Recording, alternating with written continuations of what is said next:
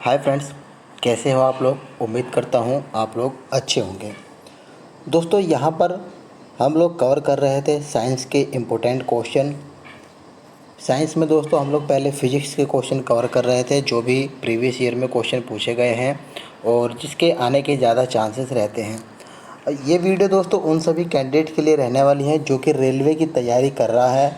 Railway से संबंधित जितने भी एग्ज़ाम हैं, जैसे कि railway group D, railway NTPC, technician, loco pilot, सभी के लिए दोस्तों ये वीडियो इम्पोर्टेंट रहने वाली है। यहाँ पर प्रीवियस ईयर से संबंधित सभी क्वेश्चनों को दोस्तों डिटेल में कवर कराया जाता है। हम लोग टॉपिक कवर कर रहे थे दोस्तों, फिजिक्स का है एनर्जी। यहाँ पर हम लोग एनर्जी से संबंधित जितने क्वेश्चन हैं सारे क्वेश्चनों को डिस्कस करने वाले हैं।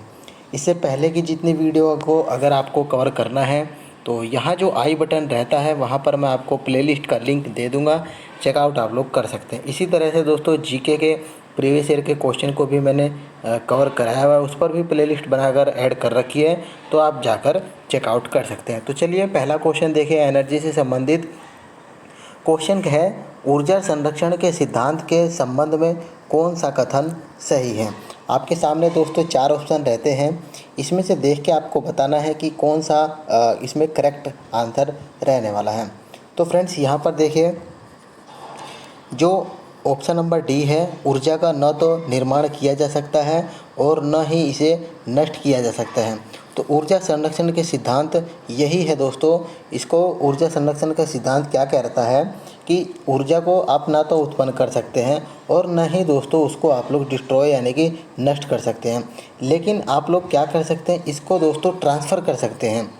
एक रूप से दूसरे रूप में दोस्तों इसको आप लोग केवल परिवर्तित कर सकते हैं। इसी को दोस्तों ऊर्जा संरक्षण का सिद्धांत बोला जाता है। ये दोस्तों ग्रुप डी का क्वेश्चन रहा था पिछली बार का। चलिए नेक्स्ट क्वेश्चन है, अगला क्वेश्चन है कि ऊर्जा न तो उत्पन्न की जा सकती है और न ही नष्ट की जा सकती है, लेकिन इसे एक रूप से दूसरे रूप में परिवर्तित किया जा सकता है। ये क्या है, मतलब ये किसका नियम है। जैसे कि हम लोगों ने भी बात की है पिछले क्वेश्चन में, ये दोस्तों ऊर्जा संरक्षण के सिद्धांत को प्रदर्शित करता है। तो यहाँ पर आप देखिए ऑप्शन नंबर जो बी है, ये आप लोग का ऊर्जा संरक्षण के सिद्धांत के रूप में बताता है।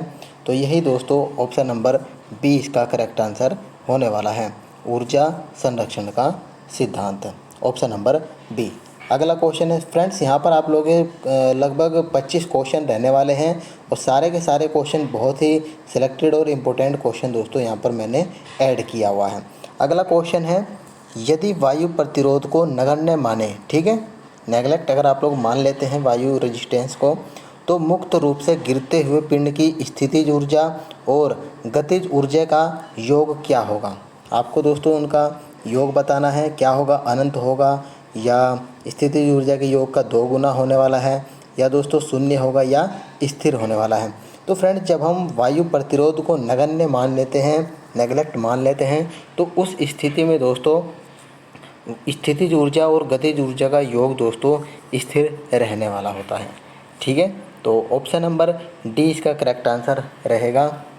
जब दोस्तों स्वतंत्र रूप से कोई पिंड गिरती है तो उसकी स्थितिज ऊर्जा धीरे धीरे घटती है, और ये दोस्तों ऊर्जा संरक्षण के सिद्धांत के अनुसार ही कार्य करता है। क्योंकि जब वस्तु जो है फ्री, यानी कि फ्री का मतलब स्वतंत्र रूप से नीचे की ओर गिरती है, तो उसकी जो स्थितिज ऊर्जा होती है, पोटेंशियल जो एनर्जी होती है, उसका रूपांतरण जो है काइनेटिक एनर्जी में दोस्तों हो जाता है। ठीक है, तो उस स्थिति में क्या होता है दोस्तों, गतिज ऊर्जा यानी कि kinetic energy plus potential energy का योग दोस्तों हमेशा क्या होता है, समान होता है, या इसको बोल सकते हैं आप लोग स्थिर कांस्टेंट होता है।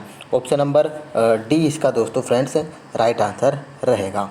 अगला क्वेश्चन है, जब आप एक रबर बैंड खींचते हैं तो हस्तांतरित ऊर्जा डैश के रूप में संग्रहित यानी कि स्टोर होती है। स्थितिज ऊर्जा के रूप में स्टोर होती है, या मांसपेशीय ऊर्जा के रूप में, या मैकेनिकल एनर्जी के रूप में, या काइनेटिक एनर्जी के रूप में। तो फ्रेंड्स जब हम लोग किसी रबड़ को खींचते हैं तो उसमें फ्रेंड्स पोटेंशियल एनर्जी जो है स्टोर होती है। ऑप्शन नंबर ए स्थितिज ऊर्जा इसका राइट आंसर होने वाला है।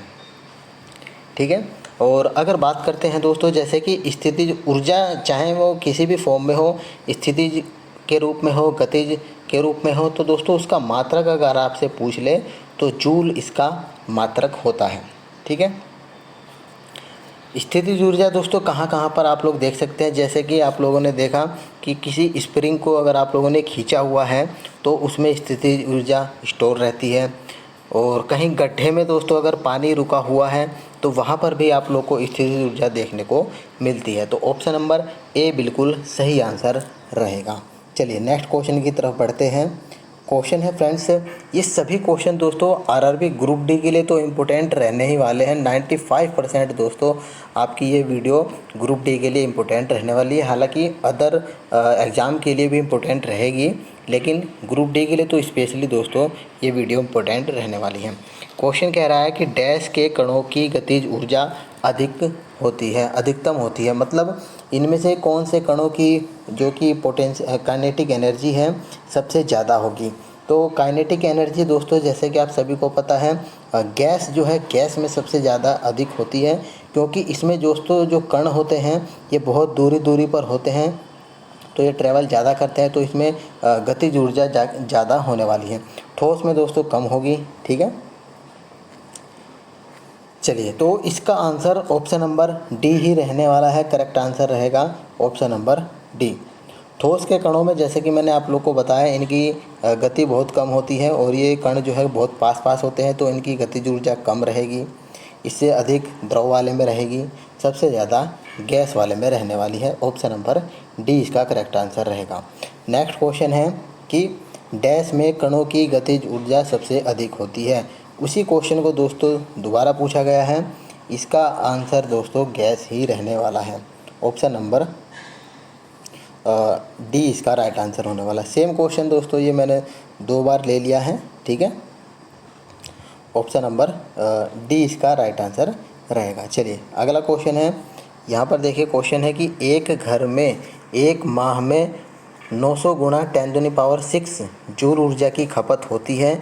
यूनिट में आप लोग को बतानी है कि इसकी ऊर्जा कितनी है। अच्छा क्वेश्चन है दोस्तों। इस तरह के क्वेश्चन ग्रुप डी में तो दोस्तों पूछे ही जाते हैं। इसको निकालने का तरीका दोस्तों क्या है मैं आप लोग को बता देता हूँ। जैसे कि आप सभी को पता है कि एक यूनिट इक्वल टू कितना होता है। एक यूनिट इक्वल टू होता है दोस्तों 1 किलोवाट घंटा। और इस 1 किलोवाट घंटा की वैल्यू किसके बराबर होती है, अगर आप लोग दोस्तों तैयारी पहले से कर रहे हैं तो आप लोग को इसकी वैल्यू पता होगी। ये बेसिक वैल्यू है दोस्तों, बेसिक नॉलेज है, आप लोग को पता होनी चाहिए।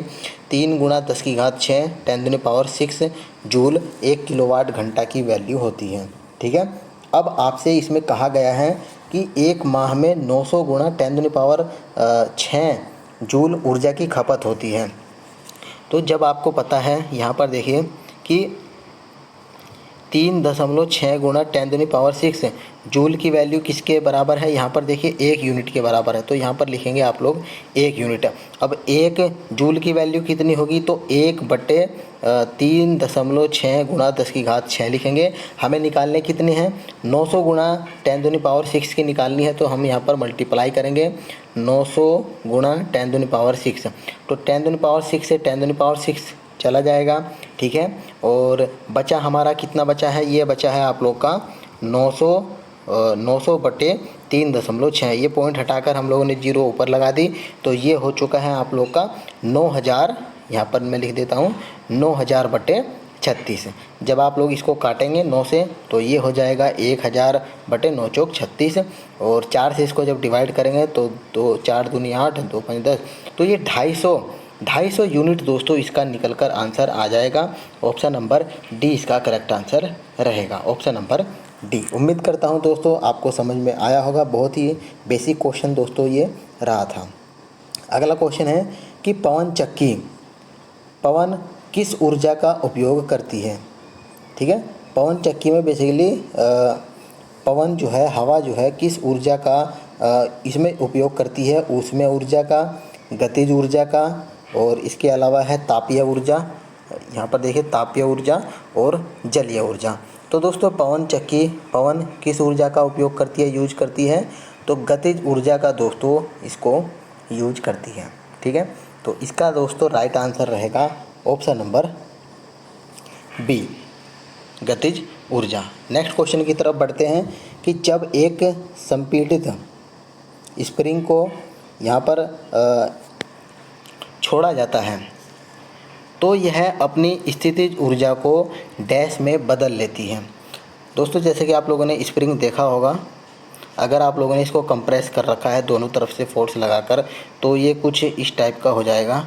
ठीक है, इसको कहा है कि जब आप लोग इसको रिलीज़ कर देते हैं, छोड़ देते हैं, तो इसकी जो स्थितिज ऊर्जा जो स्टोर रहती है वो किस में कन्वर्ट हो जाती है। तो फ्रेंड्स आपको जैसा पता है, जब ये फ्री हो जाएगी तो गतिज ऊर्जा काइनेटिक एनर्जी में दोस्तों ये परिवर्तित होने वाली हैं। ठीक है, अपनी स्थितिज ऊर्जा को गतिज ऊर्जा में दोस्तों ये क्या कर लेती है, कन्वर्ट कर लेती है। ऑप्शन नंबर डी इसका राइट आंसर हो जाएगा। अगर आपसे पूछें कि यांत्रिक ऊर्जा किसके बराबर होती है, तो kinetic energy plus potential energy के बराबर होती है मैकेनिकल ऊर्जा। ठीक है, तो इस तरह से आपका ऑप्शन नंबर डी बिल्कुल सही आंसर रहेगा। चलिए नेक्स्ट क्वेश्चन की तरफ बढ़ते हैं कि एक वस्तु की स्थितिज ऊर्जा में इसकी डैश के साथ वृद्धि होती है।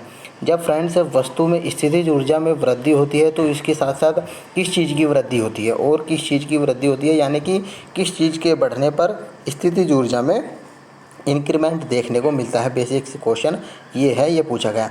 तो फ्रेंड्स जैसे जैसे आप लोग की हाइट बढ़ती जाती है तो स्थितिज ऊर्जा भी दोस्तों आप लोग की बढ़ती जाती है। तो इसका ऑप्शन नंबर बी बिल्कुल सही आंसर रहेगा। हाइट के साथ साथ इसकी पोटेंशियल एनर्जी दोस्तों इंक्रीज होती है। Option number B. चलिए नेक्स्ट क्वेश्चन की तरफ बढ़ते हैं। अगला क्वेश्चन है कि निम्नलिखित में से कौन सी ऊर्जा किसी वस्तु की ऊंचाई के साथ बदलती है। देखिए पिछला क्वेश्चन सेम क्वेश्चन है, बस इसमें लैंग्वेज आप लोगों की चेंज कर रखी है।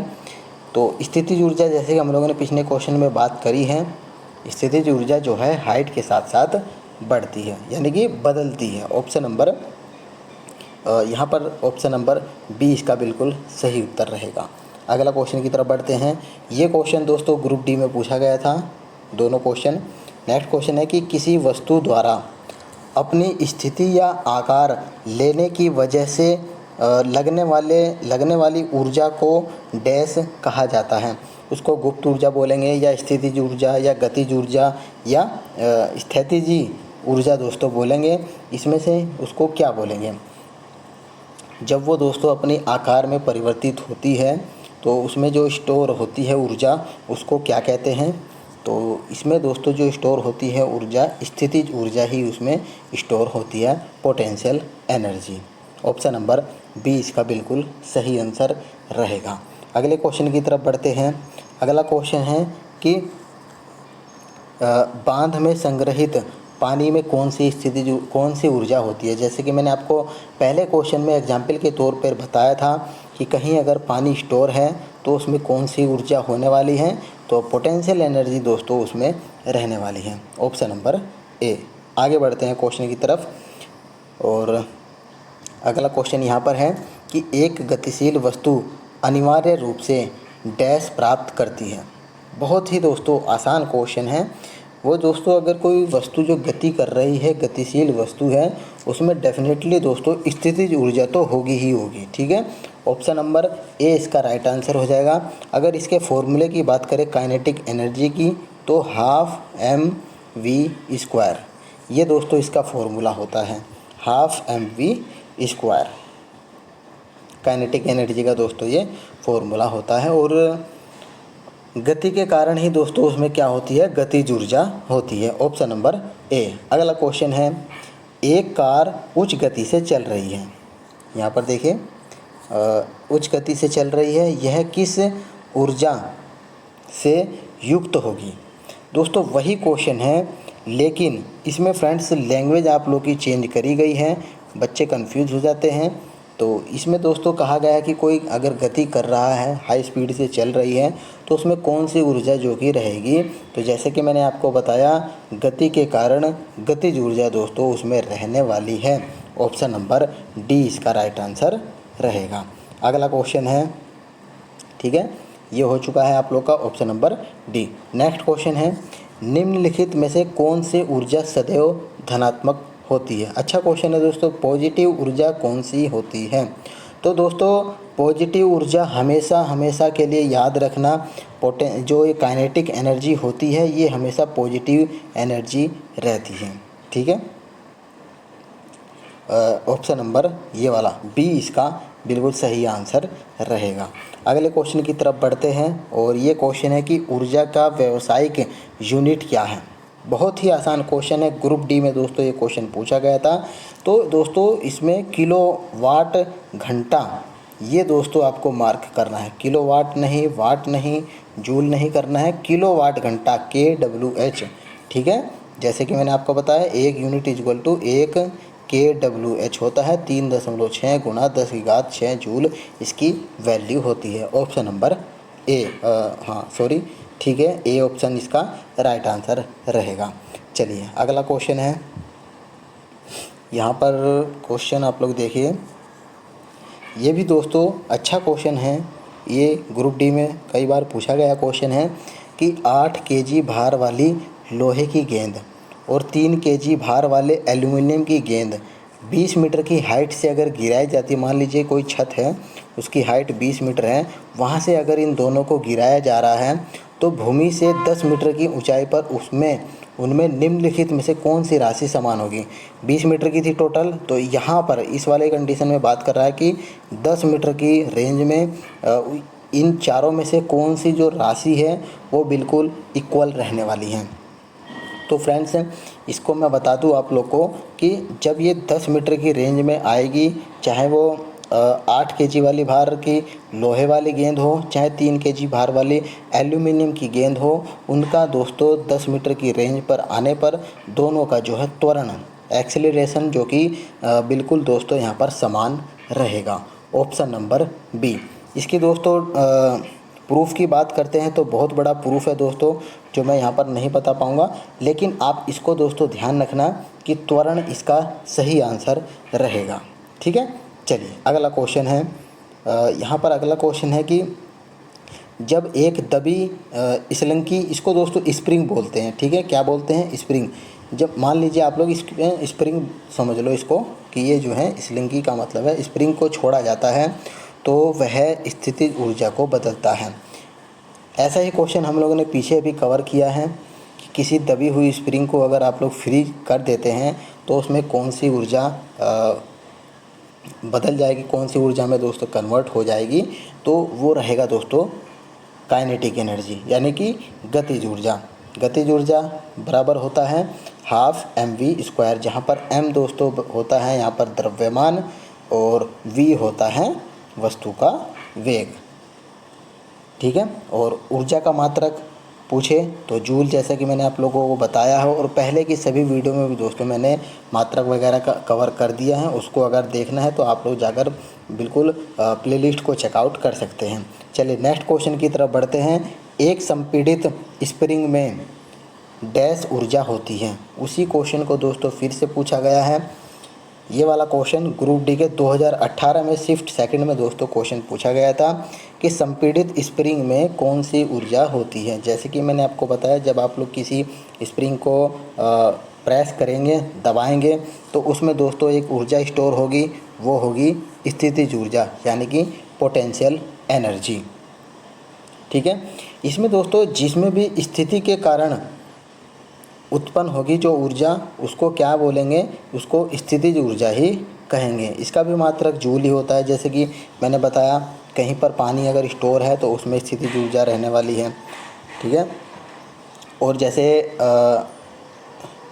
तीर कमान है, उसमें अगर आप लोगों ने दोस्तों तीर को खींचा हुआ है तो उसमें भी स्थितिज ऊर्जा ही दोस्तों स्टोर रहती है।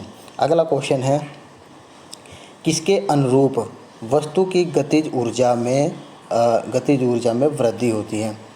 क्या बढ़ेगा कि गतिज ऊर्जा बढ़ेगी?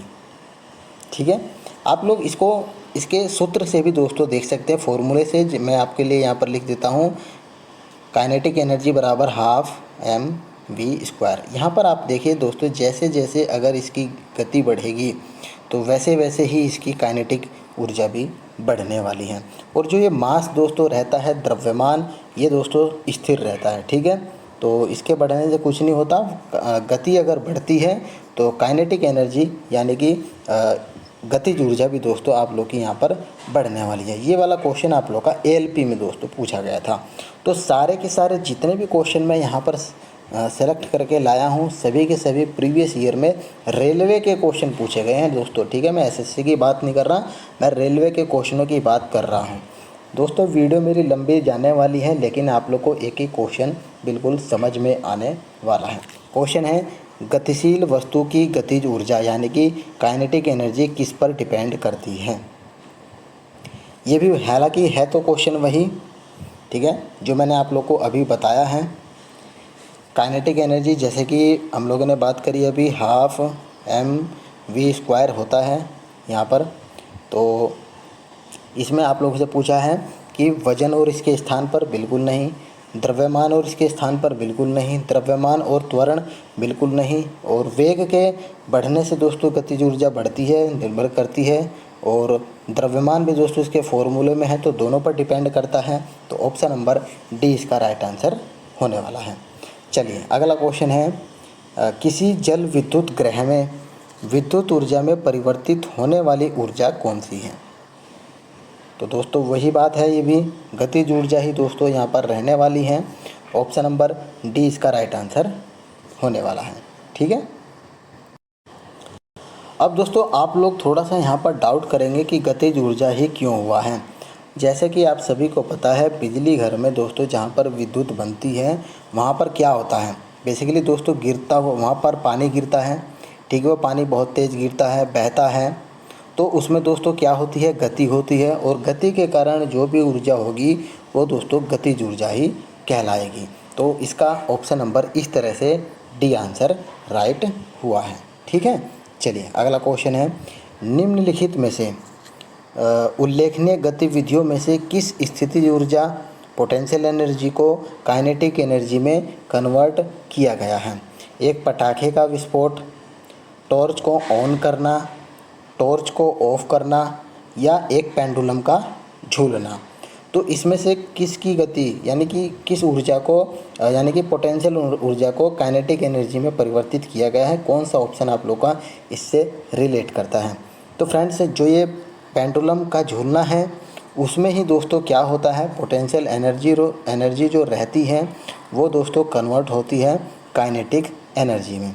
बाकी फ्रेंड्स जो ये पटाखे का विस्फोट वाला उदाहरण है, ये रासायनिक ऊर्जा को, केमिकल एनर्जी को दोस्तों ध्वनि ऊर्जा में कन्वर्ट करती है, ठीक है। और इसके बाद दोस्तों ये जो टॉर्च को ऑन करना है, इसमें दोस्तों रासायनिक, यहाँ पर लिख देता हूँ मैं, रासायनिक ऊर्जा को प्रकाश ऊर्जा में रूपांतरित करता है, यानी कि ट्रांसफ़र करता है। ऑप्शन नंबर डी इसका बिल्कुल सही उत्तर हो जाएगा। चलिए अगला क्वेश्चन है, यदि एक वस्तु का संवेग, ये दोस्तों बहुत अच्छा क्वेश्चन है, ये रेलवे ग्रुप डी में पूछा जाता है, एएलपी में पूछा जाता है, टेक्नीशियन में पूछा जाता है, एनटीपीसी, मतलब ये रेलवे का दोस्तों फेवरेट क्वेश्चन रहता है। इसको मैं बताऊंगा आप लोग को, इसका एक फॉर्मूला है, अगर वो आप लोग जानते हैं तो बिल्कुल आसानी से आप लोग इस क्वेश्चन को कवर कर जाएंगे। क्वेश्चन है, यदि एक वस्तु का संवेग 3 गुना कर दिया जाए तो इसकी गतिज ऊर्जा कितनी हो जाएगी, आप लोगों से बेसिकली ये पूछा गया है। तो फ्रेंड्स काइनेटिक एनर्जी का फॉर्मूला जैसे कि आप सभी को पता है, K बराबर हाफ mv² होता है। इसी तरह से काइनेटिक एनर्जी का एक फार्मूला और डेरिवेटिव करेंगे तो हमारे सामने ये निकल कर आता है। इसको किसी दूसरी वीडियो में कन्वर्ट करके बताऊंगा कि ये किस तरह से आता है, लेकिन फ़िलहाल आप लोग इस फार्मूले को याद रखना, ये बहुत ही इंपॉर्टेंट फार्मूला रहता है। अब इसने फ्रेंड्स कहा था कि संवेग को 3 गुना कर दिया जाए। अब ये दोस्तों ये जो P है ना, P यही क्या होता है, संवेग होता है। इसको क्या कहते हैं, संवेग कहते हैं। P संवेग को P से रिप्रेजेंट करते हैं। तो इसने कहा था कि संवेग, किसी वस्तु का संवेग 3 गुना कर दें। तो यहाँ पर अगर आप लोग P की जगह 3 गुना 3P रख दें तो 3 का स्क्वायर हो जाएगा 9 और P² अपॉन 2m। तो यहाँ पर देखिए ये पहले वाला संवेग है यानी कि काइनेटिक एनर्जी है। तो ये आप लोग देख सकते हैं, मान लीजिए अगर इसको K डैश मानते हैं तो यहाँ पर इसको मैं यहाँ लिख देता हूँ K dash equal to 9K। तो ये कितने गुना हो चुका है, तो 9 गुना हो चुका है। कितने गुना हो चुका है, तो 9 गुना, मूल मान का 9 गुना हो जाएगा। तो यहाँ देखिए ऑप्शन नंबर सी इसका सही आंसर निकल कर आ चुका है। यह मैं आपको यहीं पर दोस्तों इसको कन्वर्ट करके भी बता देता हूँ कि ये दोस्तों फॉर्मूला कैसे आता है, K equal to P square upon 2m कैसे आता है, मैं आप लोगों को चलिए यहीं पर बता देता हूँ। देखिए जैसे कि आप लोग को बेसिक फार्मूला पता है कि हाफ mv स्क्वायर दोस्तों गतिज ऊर्जा का फॉर्मूला होता है, ठीक है। अब संवेग का भी मात्रक आप संवेग का भी सूत्र आपको पता होगा, जैसे संवेग बराबर होता है द्रव्यमान गुणा वेग। तो यहाँ से आप लोग को करना क्या है, वेग की वैल्यू निकाल लेनी है। तो वेग बराबर हो जाएगा संवेग बटे द्रव्यमान। अब इसी वैल्यू को आपको यहाँ पर पुट करना है, तो मैं आपको पुट करके दिखाता हूँ। देखिए m इंटू वी की जगह आप लोग को ये करना है P square upon 2 into M square. तो यहाँ से m की वैल्यू 1 कट जाएगी, तो ये बचेगा आपका पी स्क्वायर अपॉन 2m। तो इस तरह से दोस्तों ये निकल कर आया था फॉर्मूला। तो उम्मीद करता हूँ आपको दोस्तों आसानी हुई होगी। चलिए इसका option number C right answer हो जाएगा हमारा दोस्तों। उम्मीद करता हूँ, मेरे ख्याल से ये हमारा सेकंड लास्ट क्वेश्चन रहता है कि उठाए गए हथौड़े के पास क्या होता है। गतिज ऊर्जा होती है, मांसपेशीय ऊर्जा होती है, यांत्रिक ऊर्जा है या स्थितिज ऊर्जा होती है। जैसे कि मैंने आपको बताया कि जैसे जैसे हाइट बढ़ेगी, हाइट के साथ साथ दोस्तों आपकी स्थितिज ऊर्जा उसमें आती जाती है, परिवर्तित होती है। और गति के कारण गतिज ऊर्जा होती है और हाइट के कारण स्थितिज ऊर्जा होती है। तो सिंपल इसका ऑप्शन नंबर डी इसका राइट आंसर हो जाएगा, ठीक है, स्थितिज ऊर्जा। चलिए अगला क्वेश्चन है और ये हमारा लास्ट क्वेश्चन दोस्तों रहता है। क्वेश्चन है कि यांत्रिक ऊर्जा, गतिज ऊर्जा और डैश का संयोजन है। यानी कि इसमें पूछा है कि यांत्रिक ऊर्जा जो है वो गतिज ऊर्जा और किसका संयोजन है इस चारों ऑप्शन में से। मैंने आपको इसका फॉर्मूला पिछले क्वेश्चनों में बता दिया है कि यांत्रिक ऊर्जा को क्या कहते हैं, मैकेनिकल एनर्जी। मैकेनिकल एनर्जी को ही इसने पूछा है, ये पोटेंशियल ये काइनेटिक एनर्जी प्लस किसका योग होता है, तो दोस्तों पोटेंशियल एनर्जी का योग होता है। पोटेंशियल एनर्जी क्या होती है, स्थितिज ऊर्जा। ऑप्शन नंबर सी इसका एसआई मात्रक क्या होता है, जूल दोस्तों इसका एसआई मात्रक होता है। तो उम्मीद करता हूँ फ्रेंड्स आप लोग को क्वेश्चन अच्छे लगे होंगे और आप लोग बताना आप लोग के 25 में से कितने क्वेश्चन दोस्तों आप लोग कर पाए हैं।